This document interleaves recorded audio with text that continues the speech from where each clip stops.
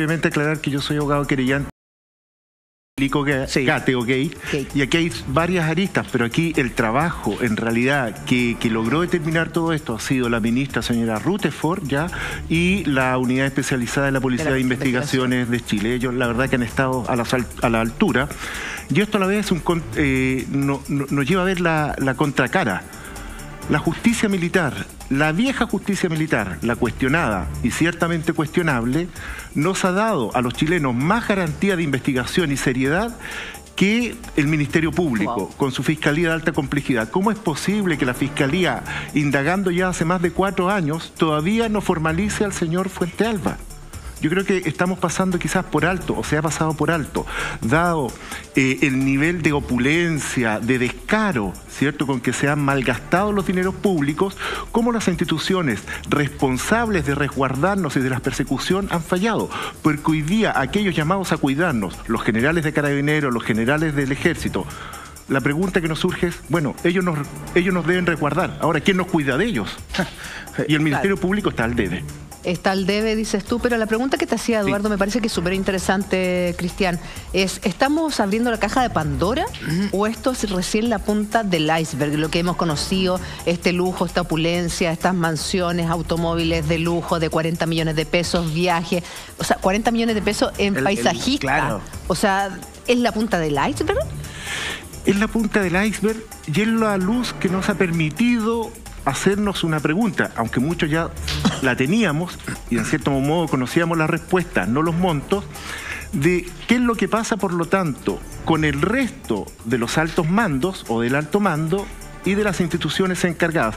Y esto será la única arista por la que se ha defraudado al fisco para enriquecer a determinados sujetos y que ellos han visto cómo gastan esta plata, porque en definitiva lo que ha dicho la ministra es: aquí hay una defraudación de aproximadamente 3.500 millones de pesos, la mayoría de los cuales no se han ido al bolsillo de él, sino que se han repartido, ¿cierto?, entre terceros, como en su vida opulenta. Por lo tanto, si uno va a un banco ahora o a alguna caja fuerte a buscar esos 3.500 millones, no están porque fueron mal gastados. Claro. Y la pregunta es, ¿una persona con ese nivel de sobregasto no planificó para el futuro que va a seguir gastando y por lo tanto tendrá posada otra cantidad?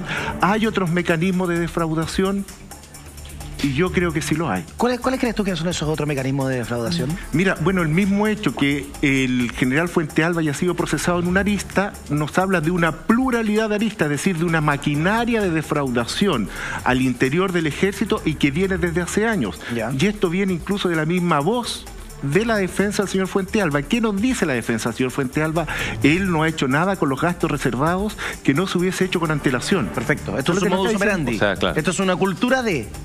Efectivamente. Mal de mucho consuelo de tonto. Y ya esto viene ya desde la época de Pinochet, es decir, nadie puede decir, ni nuestras autoridades, y yo insisto con nuestras autoridades civiles, que no sabían que Pinochet defraudó, que Fuentealba fue parte de la casa militar, es decir, de este grupo relativamente selecto, y que quizás se iban enseñando cómo cometer defraudaciones, yo no lo sé. Claro. Pero que sí hay una cultura y que no fue frenada por la autoridad pública. Claro. Cristian, aquí la idea es que el público pueda entender súper en simple cómo es que se utiliza esta plata destinada para fines de inteligencia para beneficio personal. Se ha hablado mucho de los viajes que tenía el excomandante, que iba a un lugar, que hacía escala, que finalmente terminaba yendo a otros países, a hoteles de lujo, 5 estrellas, con su familia. Cuéntanos un poquito, y tal vez reflejado en algún ejemplo, para que el público también lo pueda entender, cómo es que se utilizaba o mal utilizaba la plata de todos los chilenos para fines personales. Bueno, primero yo creo que el señor Fuentealba viajó más que el presidente de la República. Y estos viajes eran autorizados y conocidos por el Ministerio de Defensa y respectivamente por Cancillería. Por lo tanto, ya eran 2 ministerios los que estaban al tanto de esta situación. Ya, no lo frenaron. Inventaban no pocas veces la necesidad del viaje. A esa necesidad del viaje sumaban un séquito de personas. Hoy día también sabemos que la señora del señor Fuentealba, que no trabajaba para el ejército, y hospedaban, lejos de lo que se estima un funcionario público y máxime un funcionario del ejército, actuar con la dignidad del cargo, con mesura, con transparencia, sin ostentación, actuó de la manera absolutamente inversa. ¿Y eso se reflejaba en qué cosa? Se reflejaba, bueno, como le dije, en la cantidad de viajes, ¿sí? Ya en la cantidad de dinero que se gastaba, en el tipo de... Porque ¿qué sentido tiene? Por ejemplo, el señor Fuentealba, si mi memoria no falla, viajó durante 10 días a una misión a Berlín. ¿Ya? ¿Por qué alguien tiene que ir, un comandante en jefe, un tercio del mes a una ciudad alemana? Y la pregunta es, ¿estuvo en una ciudad alemana solamente? ¿O en realidad esa fue la excusa para después ir o a Venecia o turismo, o a turismo, Mónaco? No lo sabemos. Claro. Lo que sí sabemos es lo que nos ha dicho la ministra, 3.500 millones de pesos sacados desde el patrimonio fiscal y que engrosaron, en definitiva, la vida ostentosa y lujosa del señor Fuentealba y de sus cercanos. Cristian, fíjate que ayer el diario La Segunda trae el informe, o parte del informe de la Policía de Investigaciones. La Policía de Investigaciones hizo un informe que se demoraron 1 año y 4 meses. Y en este informe se demuestra claramente cómo el general Fuentealba utilizaba dinero reservados para gastos personales, como por ejemplo los viajes. Y en torno a los viajes, él en algunos de ellos invitó al ex secretario general del Ejército, entre el 2011 y el 2012, el general en retiro Alberto González. Y en su testimonio, él declara lo siguiente: durante el 2011 y 2012, viajé en 3 oportunidades al extranjero, invitado junto a mi señora, por el general Fuentealba y doña Anita Pinochet, la señora del general Fuentealba, pero en forma particular y yo haciendo uso de nuestro feriado legal o días administrativos. El año 2011 fuimos a Buenos Aires un fin de semana y en octubre una semana a Punta Cana. Por último, en octubre del 2012 nos fuimos hacia Playa del Carmen. Debo agregar que todos esos tickets, los tickets aéreos y servicios terrestres como el alojamiento, la alimentación, fueron en virtud a invitaciones efectuadas por el general Fuentealba, pero desconozco la procedencia de dichos recursos. Es decir, mi general invita. Y a nadie le saltó la curiosidad, a nadie dijo, oye, el general Fuentealba, todos sabemos más o menos cuánto gana el comandante en jefe. No le daba... Qué buena onda. Qué buena onda será el comandante en jefe, pero no creo. Creo que con su sueldo le dé para pegarse todos estos viajes y que nos invite. No da para que le mande joyitas a las señoras de los generales que pasan a retiro. No da para que le mande otra joyita a los generales que son ascendidos. A todo el mundo le mandaba regalos. A las señoras de viajes, pieles, abrigos, carteras. Entonces era una vida de opulencia que no se condecía con el sueldo real del comandante en jefe. Entonces, que nadie salte, que nadie diga nada, parece ser reflejo de una cultura del uso de esos dineros. Efectivamente, y aquí uno puede entender un sentido de lealtad, pero la primera lealtad está hacia el país, la sociedad y, en el mundo castrense, la patria. ¿Ya? Y aquí se actuó de una manera opuesta a aquello. Y uno entiende también que en determinadas sociedades mafiosas, agrupaciones mafiosas, se tiene que guardar silencio de los delitos, de los excesos, de los jefes. Pero estamos hablando de generales de ejército, de generales de la República, que no tenían por qué guardar silencio. Yo no digo que todos recibieron algún beneficio, se aprovecharon, pero es muy difícil suponer o sustentar que ellos no sabían. O sea, mire, seamos francos, para que 2 guarden un secreto, uno tiene que estar muerto. Claro. O sea, claro. No. Aquí la manera en que se manejaba la casa en el informe sí. es tremendo. Claro. O sea, perdóname, pero 40 millones de pesos en una paisajista para que te haga el jardín me parece absurdo y sobrepagado. O sea, está totalmente sobrevalorado. No sé cuánto terreno tendrá el jardín, pero estamos hablando de que es algo de un lujo extremo. Claro, y además todo era... Un violinista. Un violinista, sin boleta. Todo en efectivo y sin boleta. Entonces, el violinista, cada vez que hacía una comida, violinista, banquetero, banquetera, un lujo que no correspondía. Todos los meses había una persona encargada de ir a la oficina y llevarse en un sobrecafé 10 millones de pesos. 2 iban a una caja fuerte en la casa y otros 8 iban acá. 3.200.000 pesos para el agua, el luz y el gas. ¿Cuánto? 250.000 pesos de cable. ¿De cable? De cable, de televisión. ¿Y qué cable tiene? ¿Un de oro? En los baños tenían cable, yo no entiendo. Pero Cristian, a mí me gustaría saber al respecto si Fuentealba es un bicho raro en esto o todos los comandantes en jefe siempre fueron iguales y es primera vez que esta olla se destapa. Bueno, al menos Pinochet ya sabemos, el resto está siendo indagado hoy día, ya de hecho el señor Oviedo, el ex comandante en jefe anterior al actual, el señor Martínez Menantó, ha interpuesto recursos para que esto no siga avanzando hasta el Tribunal Constitucional. Entonces, cuando hoy día también nos dicen a propósito, y si bien es cierto, me voy cambiando de un lado a otro, es importante porque a usted, señora, señor en la casa, va a entender que esto sí le llega. Cuando nos dicen, mire, su hijo, su sobrino, si ya tiene 14 años, puede ser controlado en la calle, bajo la suposición que es un delincuente, y las autoridades nos dicen, el que nada hace, nada teme, bueno, el ejército está actuando de una manera contraria a aquello. Si nada hace, nada teme, ¿por qué no permiten que investiguen? ¿Por qué no responden por vía transparencia a las solicitudes de la prensa, de los ciudadanos? ¿Por qué no entregan toda esta información al público?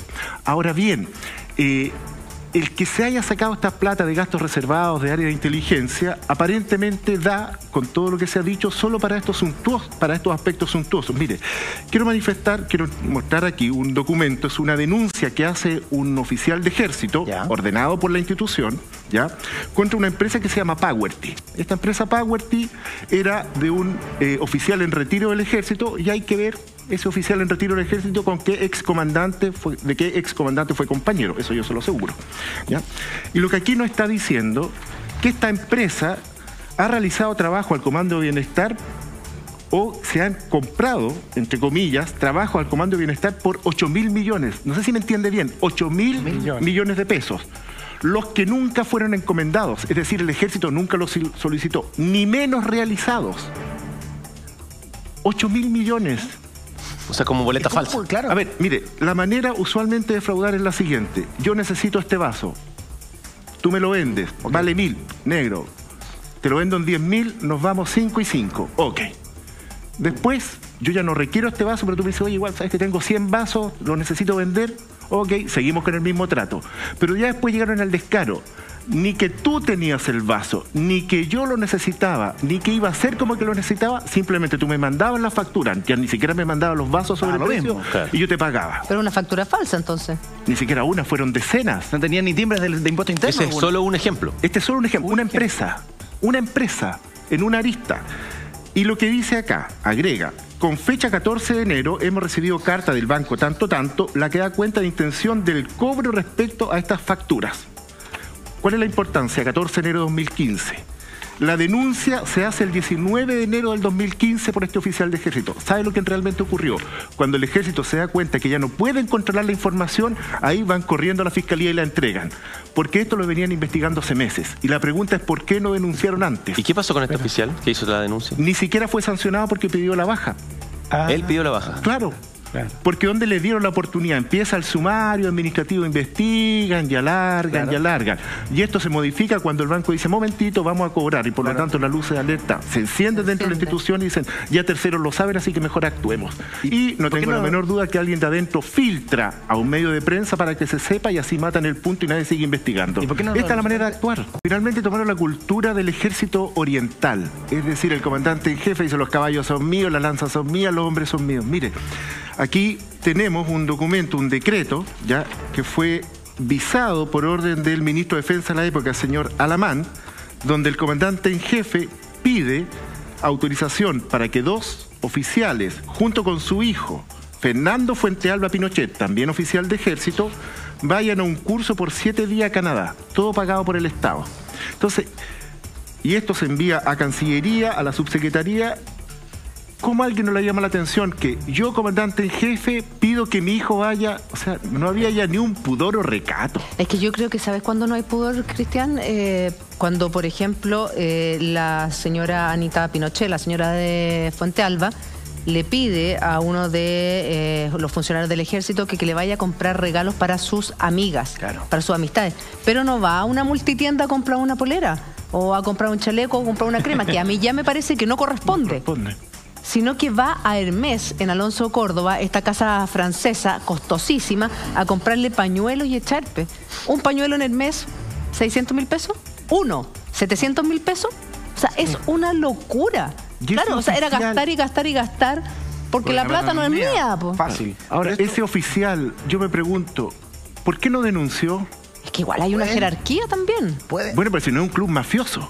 Pero es que parte de la cultura, es que lo que pasa es que eso es parte de la cultura, que hay que cambiarla. Pero es que eso, justamente ese es el límite. O sea, cuando yo escuchaba hace poco tiempo atrás al señor Vidal, Francisco, diciendo, no, que esto es una costumbre del año 82. Y Cortemos la costumbre. ¿Está bien o está mal? Claro. Terminemos la costumbre. Efectivamente. Entonces uno también se pregunta, a ver, si el señor Vidal, cuando deja el Ministerio de Defensa, y él es uno de los responsables del nombramiento de Fuente Alba, y después el señor Fuente Alba lo contrata como asesor de un ente académico del ejército, nadie muerde la mano que le da de comer. ¿Será eso, colega? ¿Será eso el problema que ha tenido usted? Porque lo escuché al principio señalar que el Ministerio Público está al debe. Porque al parecer hay dos justicias que investigando, al parecer. Desformalizadamente, porque no hay formalización aún en el Ministerio Público. Efectivamente. Después de cuánto tiempo ya con una investigación de... A lo menos 4 años. O sea, si hay una investigación desformalizada de 4 años y el Ministerio Público, la Fiscalía de alta complejidad, la verdad que está investigando esta situación cuando está legitimado y de un secreto a voces. Usted señaló, el Ministerio Público está al debe, pero ¿qué le informa al Ministerio Público a usted? ¿Por qué no formalizan? Yo sé que cuando cuando no está la investigación desformalizada, es bastante difícil hablar con el fiscal, porque el fiscal dice, no hay formalización, no hay imputado, podría incluso negarle la entrevista. Pero ¿qué es lo que dice el Ministerio Público? ¿Por qué no investiga al menos por el lavado de activos? Que es una pena bajita por de pronto, el lavado de activos, no una pena tan alta de una otra forma, salvo que sea asociación ilícita, hay un montón de variables. Pero ¿qué es lo que dice el Ministerio Público respecto a esto? ¿Por qué no pone a alguien? ¿Será porque está tan legitimado la población ya? ¿O en los altos mandos estos usos de dinero para comprar pañuelos de 800.000 pesos? Bueno, con pañuelos para mí podría valer eso, pero tan caro no sé.